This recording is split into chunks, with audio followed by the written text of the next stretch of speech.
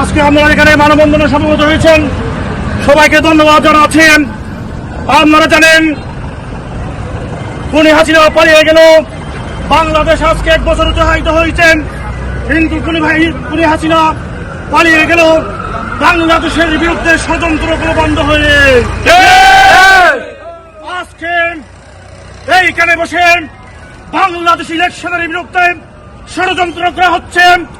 Jaliapalong union দক্ষিণ জালিয়াপালংয়ের পাশে তার বিরুদ্ধে তীব্র প্রতিবাদ গড়ে তুলেছেন। আমরা আগামী দিনে এইখানে কোন এরকম ষড়যন্ত্র আমরা বরদাস্ত করা হবে। বাংলাদেশকে ভারতীয় চক্রান্তবাদীদের বিরুদ্ধে আমরা যেরকম প্রতিরোধ গড়ে তুলেছেন, আগামীতে পশ্চিমা সাম্রাজ্যবাদীদের বিরুদ্ধে সেরকম প্রতিরোধ গড়ে তুলে। আজকে এইখানে বসে বাংলাদেশের বিরুদ্ধে, বাংলাদেশের আগামী জাতীয় সংসদ ইলেকশনের বিরুদ্ধে যে ষড়যন্ত্র করা হচ্ছে, বাংলার জনগণ সেটা মেনে নিবে না। সুপ্রিয় উপস্থিতি, দীর্ঘ লড়াই সংগ্রামের বিনিময়ে খুনি হাসিনার শেখ হাসিনাকে বাংলাদেশের ক্ষমতার মস্তক থেকে ছাত্র জনতা আজকে বিতাড়িত করতে সক্ষম হয়েছে, কিন্তু ষড়যন্ত্র থেমে যায়নি। ষড়যন্ত্র থেমে যায়নি, তার ধারাবাহিকতায় কিছু কুচক্রী মহল যারা এই বুটে ক্ষমতায় আসতে পারবে না, তারা এখানে বাংলাদেশের বিরুদ্ধে ষড়যন্ত্র করছেন।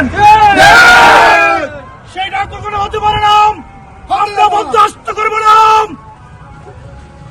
ভারতীয় চক্রান্তবাদীদের বিরুদ্ধে সেই রকম আমরা প্রতিরোধ করে তুলেছি, পশ্চিমা সাম্রাজ্যবাদীদের বিরুদ্ধে আমরা সেরকম প্রতিরোধ। সুপ্রিয় উপস্থিতি, আজকে খুনি হাসিনা পালিয়ে যাওয়ার 1 বছর অতিবাহিত হয়েছে, কিন্তু আজকে সেই রকম একটা আনন্দঘন মুহূর্তে আজকে আমাদের এখানে প্রতিবাদ মুখর অবস্থান আসতে হয়েছে। শুধুমাত্র বাংলাদেশের বিরুদ্ধে ষড়যন্ত্র হওয়ার কারণে, আগামী জাতীয় সংসদ ষড়যন্ত্র হওয়ার কারণে আমরা স্পষ্ট ভাষায় বলে দিতে চাই, সেই রকম ষড়যন্ত্র আমরা বরদাস্ত করব না। বাংলাদেশকে আরেকটি 1-11-এর দিকে ধাবিত করা হচ্ছে। গতকাল একটি উপদেষ্টা বলেছেন বাংলাদেশ থেকে 1-11 সৃষ্টি হওয়ার সম্ভাবনা তৈরি হয়েছে। আমরা যারা 16 বছর এখানে রক্তের বিনিময়ে, রাজপথের গ্রামের বিনিময়ে স্বৈরাচার শেখ হাসিনাকে পতন করেছেন, তারা বাংলাদেশের বিরুদ্ধে, বাংলাদেশের সার্বভৌমত্বের বিরুদ্ধে কোন ষড়যন্ত্র বরদাস্ত করবে না। ছাত্র জনতা, উপস্থিত ভাই বন্ধুরা, আপনাদেরকে বলছি, আগামী দিনে যেখানে বাংলাদেশের বিরুদ্ধে ষড়যন্ত্র দেখবেন, সেখানে আমরা সমবেত হয়ে ওই প্রতিরোধ গড়ে তুলবে। বাংলাদেশ আজকে 5 আগস্ট 2 সহস্রাধিক রক্ত নেমে অর্জিত স্বাধীনতা। দীর্ঘ 16 বছর আমরা বিএনপির নেতা কর্মীরা, প্রায় 4000-এর অধিক নেতা কর্মী আমরা মনে করবেন না আমরা এই রক্ত বিটা যেতে দিব, কখনো এই রক্ত বিটা যেতে দিব না। আমাদের বুকের উপর, আমাদের রক্তের উপর, আমাদের গ্রামের উপর এই অর্জিত স্বাধীনতা আমরা কোন বিদেশে প্রভুদের কাছে বিক্রি হবে। সুপ্রিয় উপস্থিতি, আজকে এইখানে বাংলাদেশের বিরুদ্ধে ষড়যন্ত্র হবে।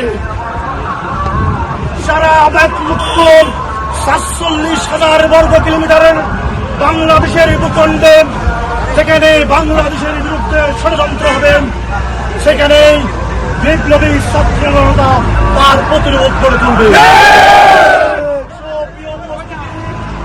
আপনাদেরকে বলতে চাই, এই রক্ত দিয়ে কেনা এই গ্রামের উপর অর্জিত স্বাধীনতা আমরা কখনো অন্যদের হাতে পুতুল হতে দেব না।